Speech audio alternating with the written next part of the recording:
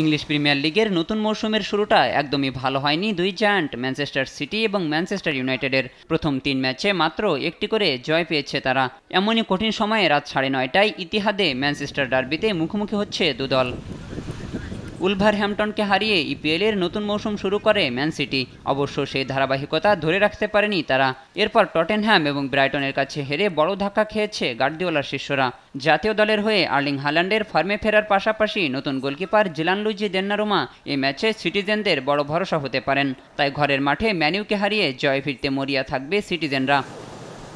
অন্যদিকে একই অবস্থা ম্যানিউয়েরও। ইপিএলের প্রথম ২ ম্যাচে জয়হীন থাকার পর সবশেষ ম্যাচে জয় পেয়েছে রেড ডেভিলরা। মুখোমুখি পরিসংখ্যানেও খানিকটা পিছিয়ে রুবেন আমরিম শিষ্যরা। ফরওয়ার্ডদের ফিনিশিং ব্যর্থতা বেশ ভোগাচ্ছে ম্যানিউকে। তাই দলকে গোল এনে দিতে ম্যাসন মাউন্ট, ম্যাথিউস কুনহা, এমবামোদের নিতে হবে বাড়তি দায়িত্ব।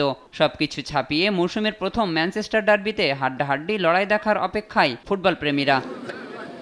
এদিকে স্প্যানিশ লা লিগায় রাত ১টায় ঘরের মাঠে ভ্যালেন্সিয়াকে আতিথ্য দেবে জায়ান্ট বার্সেলোনা। দুর্দান্ত জয়ে মৌসুম শুরু করলেও সবশেষ ম্যাচে ড্র করে কিছুটা ব্যাকফুটে কাতালানরা। তাই এই ম্যাচে শক্তিমত্তায় পিছিয়ে থাকা ভ্যালেন্সিয়াকে হারিয়ে জয়ের ধারায় ফিরতে চাইবে হ্যান্সি ফ্লিক শিষ্যরা।